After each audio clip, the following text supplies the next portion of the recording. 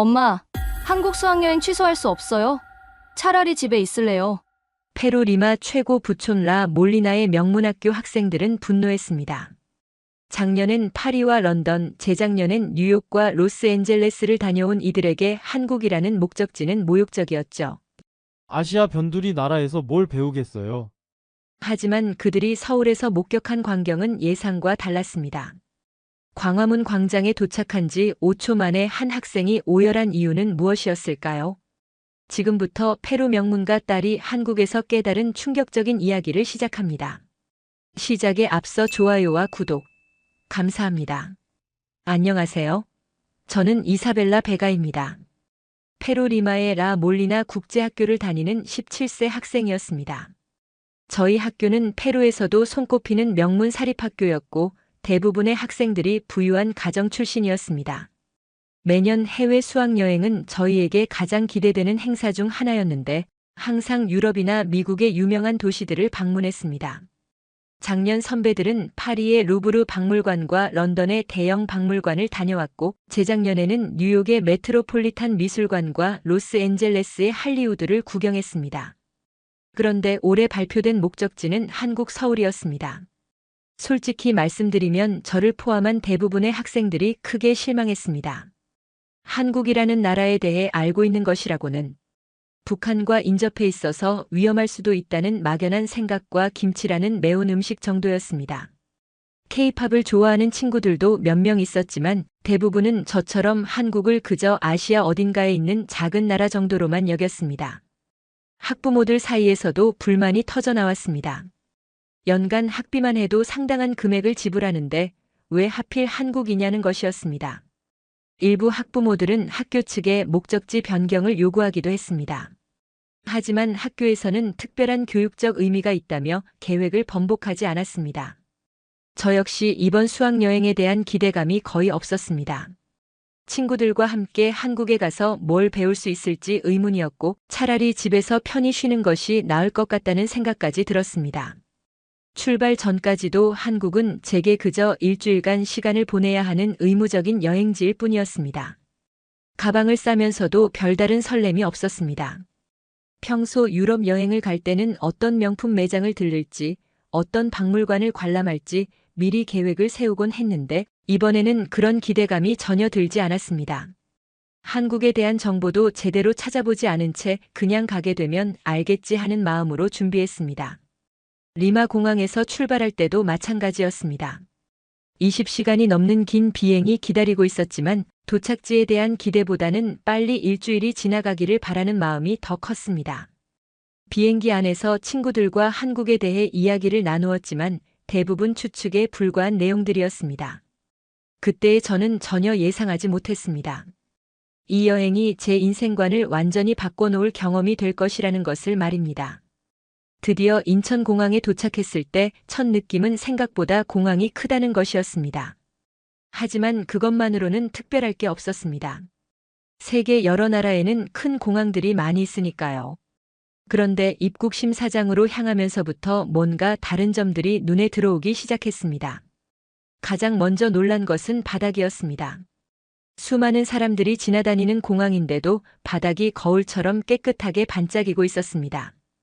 페루 리마 공항도 나름 관리가 잘 되는 편이라고 생각했는데 여기와 비교하면 확실한 차이가 있었습니다. 화장실에 들어갔을 때는 더욱 놀랐습니다. 변기 뚜껑이 저절로 열리고 모든 칸마다 휴지와 비누가 완벽하게 비치되어 있었습니다. 하지만 진짜 놀라운 것은 사람들의 모습이었습니다. 수백 명의 승객들이 몰려 있었는데도 아무도 큰 소리를 내거나 서두르지 않고 차례를 기다리고 있었습니다. 페루에서라면 이런 상황에서 좀 더 복잡하고 시끄러웠을 텐데 여기서는 질서정연했습니다. 입국 심사를 받으면서도 의외의 경험을 했습니다. 심사관이 저희가 페루에서 온 학생들이라는 것을 알고는 간단한 영어로 환영 인사를 해주셨습니다. 수화물을 찾으러 가면서 공항 곳곳에 설치된 안내 시설들을 보게 되었습니다. 무인 안내 기계들이 모두 정상적으로 작동하고 있었고 안내판들도 한국어뿐만 아니라 영어, 중국어, 일본어로 명확하게 표시되어 있었습니다. 글씨도 선명하고 깔끔했습니다. 그런데 가장 인상 깊었던 것은 한 장면이었습니다. 휠체어를 탄 할아버지가 지나가시자 주변에 있던 한국인들이 자연스럽게 길을 열어드리는 모습을 목격했습니다. 누가 시키지도 않았는데 모든 사람이 자연스럽게 비켜드렸습니다. 더 놀라운 것은 할아버지가 지나가신 후에도 아무도 그 일을 특별하게 여기지 않는다는 점이었습니다. 페루에서라면 이런 상황에서 큰 소동이 났을 것입니다. 사람들이 웅성거리며 이야기하고 누군가는 사진을 찍거나 할 텐데 여기서는 그냥 당연한 일인 것처럼 조용히 넘어갔습니다. 저는 이 순간 뭔가 다르다는 것을 직감했습니다. 공항에서 나와 서울로 향하는 버스를 타면서 저는 생각했습니다. 아직 서울 시내에도 가보지 않았는데 벌써 예상과 다른 부분들이 많이 보였습니다. 버스를 타고 서울 시내로 향하면서 창밖 풍경을 바라보았습니다. 고층 빌딩들이 줄지어 서 있는 모습은 다른 대도시들과 크게 다르지 않아 보였습니다. 하지만 도로가 매우 깨끗하고 정돈되어 있다는 점이 눈에 띄었습니다. 페루 리마의 도로와 비교하면 확실히 관리 상태가 달랐습니다. 드디어 광화문 광장에 도착했습니다. 넓은 광장에는 많은 사람들이 오가고 있었고 웅장한 건물들이 둘러싸고 있었습니다.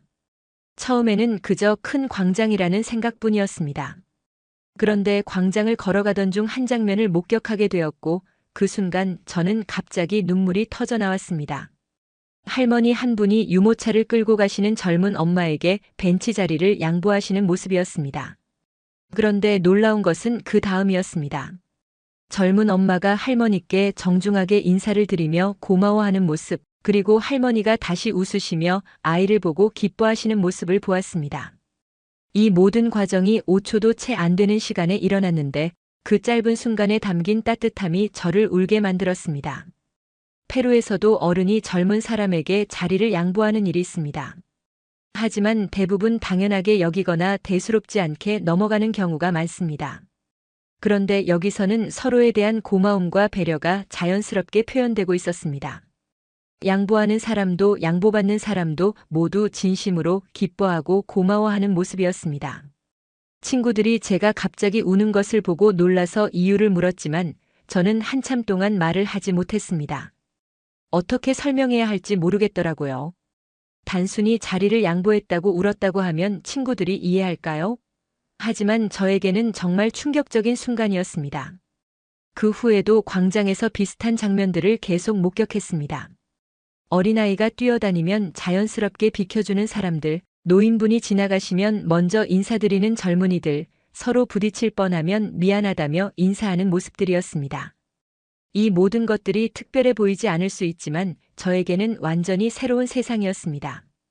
광화문에서 지하철을 타고 다음 목적지로 향했습니다. 출퇴근 시간대였는데도 지하철 안에서 본 광경이 또 다른 놀라움이었습니다. 사람들이 조용히 자기 자리에 앉아 있거나 서 있었습니다. 큰 소리로 통화하는 사람도 없었고 음식을 먹는 사람도 보이지 않았습니다. 페루에서는 지하철이나 버스에서 음료수나 과자를 먹는 것이 흔한 일인데 여기서는 그런 모습을 전혀 찾아볼 수 없었습니다.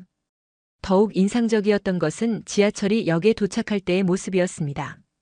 문이 열리기 전부터 승객들이 양쪽으로 줄을 서서 기다리고 있었습니다. 그리고 내리는 사람들이 모두 나간 다음에야 차례대로 탑승했습니다.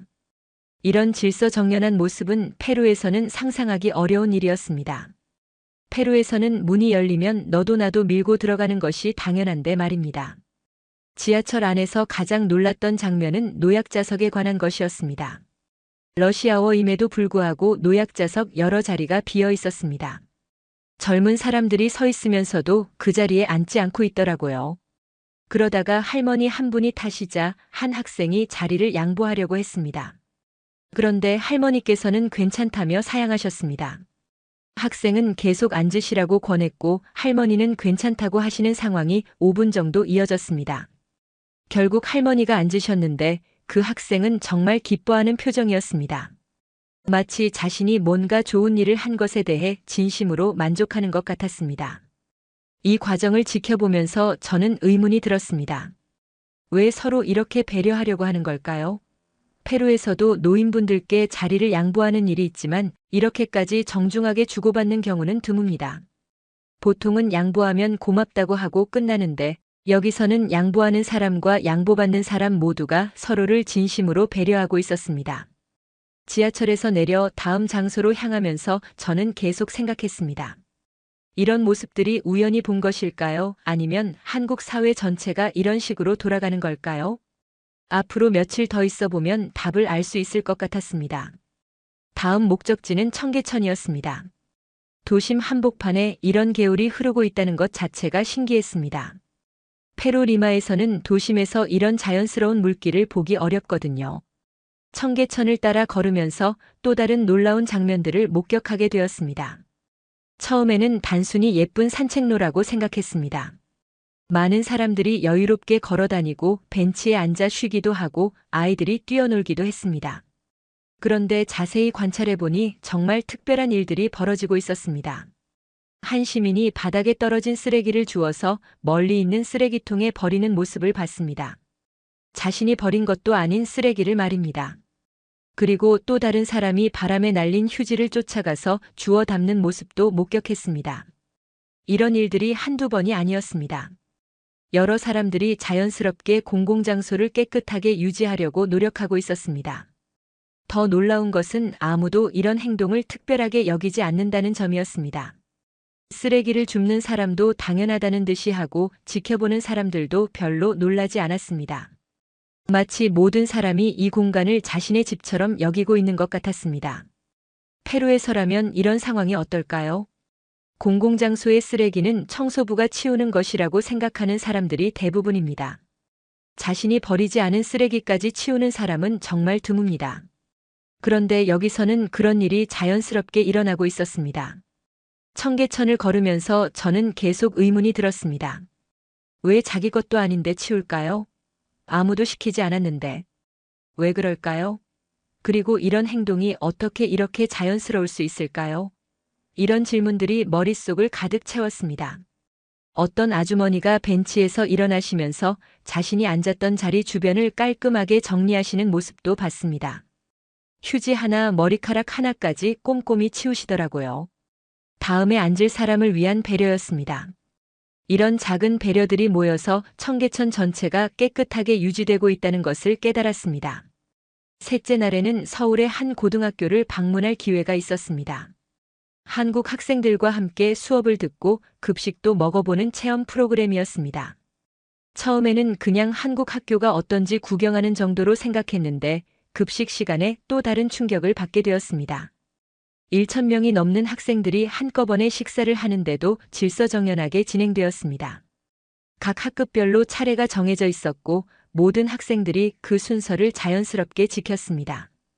줄을 서서 기다리는 동안에도 아무도 밀치거나 새치기 하지 않았습니다. 페루에서라면 상상할 수 없는 질서였습니다. 급식의 질도 놀라웠습니다.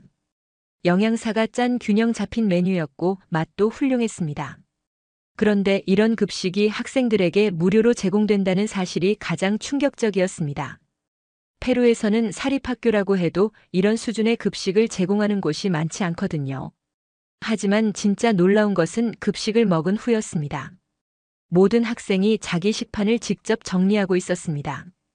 음식물 쓰레기, 플라스틱, 일반 쓰레기를 정확히 구분해서 버리는 모습을 보면서 환경에 대한 의식도 높다는 것을 알 수 있었습니다. 더욱 놀라운 것은 선생님들도 학생들과 똑같이 정리하고 있다는 점이었습니다. 페루에서는 보통 학교에 청소 직원들이 따로 있어서 학생들이 직접 정리할 필요가 없습니다. 그런데 여기서는 모든 사람이 동등하게 자기 몫을 하고 있었습니다. 교장 선생님조차 학생들과 같은 줄에 서서 급식을 받으시고 똑같이 정리하시는 모습을 봤습니다. 한 학생에게 왜 선생님들도 직접 정리하시는지 물어봤습니다. 그 학생은 당연하다는 표정으로 대답했습니다. 모든 사람이 똑같이 밥을 먹었으니까 똑같이 정리하는 것이 맞다고 했습니다. 신분이나 나이에 관계없이 모든 사람이 동등하다는 생각이 자연스럽게 몸에 배어 있는 것 같았습니다. 이런 모습을 보면서 저는 진정한 평등이 무엇인지 깨달았습니다. 단순히 법으로 평등을 보장하는 것이 아니라 일상생활에서 모든 사람을 동등하게 대하는 것이 진정한 평등이라는 생각이 들었습니다. 넷째 날 저녁에는 한강공원을 방문했습니다. 도심 한복판에 이런 넓은 강과 공원이 있다는 것도 놀라웠지만 더 놀라운 것은 밤 10시가 넘었는데도 많은 사람들이 자유롭게 공원을 이용하고 있다는 점이었습니다. 여성들이 혼자서 조깅을 하고 있었습니다. 페루에서라면 밤늦은 시간에 여성이 혼자 돌아다니는 것은 정말 위험한 일인데 여기서는 완전히 달랐습니다. 모든 사람이 편안하고 자연스러운 표정으로 공원을 즐기고 있었습니다. 이런 안전함이 얼마나 소중한 것인지 그때 깨달았습니다. 가족들이 돗자리를 펴고 치킨을 먹으며 즐거운 시간을 보내는 모습도 인상적이었습니다. 하지만 더욱 놀라운 것은 그들이 떠날 때의 모습이었습니다. 자신들이 사용한 자리를 깔끔하게 정리하고 쓰레기 하나 남기지 않고 가더라고요. 심지어 원래 있던 쓰레기까지 함께 치우는 가족들도 있었습니다. 가장 인상 깊었던 장면은 한 아버지가 4살 정도 되는 아이에게 하신 말씀이었습니다. 아이가 조금 큰 소리로 웃자 아버지가 무릎을 꿇고 아이 눈높이에 맞춰서 조용히 말씀하시더라고요. 다른 사람들이 쉬고 있으니까 조금만 조용히 하자고 하시면서 화내지 않고 부드럽게 설명해 주시는 모습이었습니다. 그 순간 저는 깨달았습니다. 한국 사회에 이런 배려 문화가 하루아침에 만들어진 것이 아니라는 것을요. 어린 나이부터 다른 사람을 배려하는 마음을 자연스럽게 배우고 자라기 때문에 어른이 되어서도 그런 배려가 당연한 것처럼 여겨지는 것이었습니다. 한강공원에서 본 모든 장면들이 저에게는 하나의 큰 깨달음이었습니다. 진정한 선진국이란 경제가 발달하거나 기술이 좋은 것만으로는 부족하다는 것입니다. 시민들이 서로를 배려하고 존중하며 안전하고 편안하게 생활할 수 있는 환경이 만들어져야 진정한 선진국이라고 할 수 있다는 생각이 들었습니다. 공원을 떠나면서 저는 결심했습니다. 페루로 돌아가서도 오늘 본 것들을 잊지 않겠다고, 그리고 저부터 다른 사람을 배려하는 마음을 실천해 보겠다고 말입니다. 마지막 날 인천공항에서 귀국 수속을 밟으면서 일주일 전 이곳에 처음 도착했을 때의 기억이 떠올랐습니다. 그때는 단순히 공항이 크고 깨끗하다는 정도로만 생각했는데 이제는 그 이면에 숨어있는 시스템과 정신을 이해할 수 있게 되었습니다. 면세점에서 마지막 쇼핑을 하던 중 작은 사고가 일어났습니다. 제가 향수병을 떨어뜨려서 깨트린 것입니다. 순간 당황했는데 직원분이 달려오셔서 제일 먼저 하신 말씀이 다친 곳은 없는지 걱정해 주시는 것이었습니다. 저는 미안하다며 배상을 하겠다고 했는데 그 직원분은 괜찮다며 실수는 누구나 할 수 있는 일이라고 하시더라고요. 그리고는 웃으면서 깨진 조각들을 정리해 주셨습니다. 전혀 귀찮아하거나 짜증내지 않으시고 오히려 저를 안심시켜 주려고 노력하시는 모습이었습니다. 페루에서라면 이런 상황에서 어떨까요? 아마 배상금을 요구하거나 최소한 불쾌한 표정은 지었을 것입니다. 하지만 여기서는 완전히 달랐습니다. 이 마지막 경험이 저에게 가장 큰 감동을 주었습니다. 한국이라는 나라가 얼마나 관용적이고 따뜻한 사회인지 깨달은 순간이었습니다. 실수를 하더라도 용서해주고 오히려 걱정해주는 마음. 이런 것이야말로 진정으로 성숙한 사회의 모습이라는 생각이 들었습니다. 비행기에 오르기 전 마지막으로 한국 땅을 밟으면서 저는 다짐했습니다. 페루로 돌아가서 친구들과 가족들에게 한국에서의 경험을 이야기하겠다고, 그리고 저부터 변화하기 시작하겠다고 말입니다. 한국어 공부도 시작하고 싶었고 언젠가는 다시 한국을 방문해서 더 많은 것을 배우고 싶다는 생각도 들었습니다. 20시간의 비행 동안 저는 계속 생각했습니다. 한국에서 본 모든 것들이 우연이 아니라는 것을, 그리고 그런 문화가 만들어지기까지 얼마나 많은 노력과 시간이 필요했을지에 대해서 말입니다. 페루도 언젠가는 이런 사회가 될 수 있을까요? 그러기 위해서는 저부터 변해야 한다는 것을 깨달았습니다. 리마 공항에 도착했을 때 저는 일주일 전과는 완전히 다른 사람이 되어 있었습니다. 한국에서 받은 감동과 깨달음을 가슴에 품고 새로운 꿈을 꾸기 시작했습니다. 언젠가는 한국 사람들처럼 다른 사람을 배려하고 사랑할 줄 아는 사람이 되고 싶다는 꿈을 말입니다.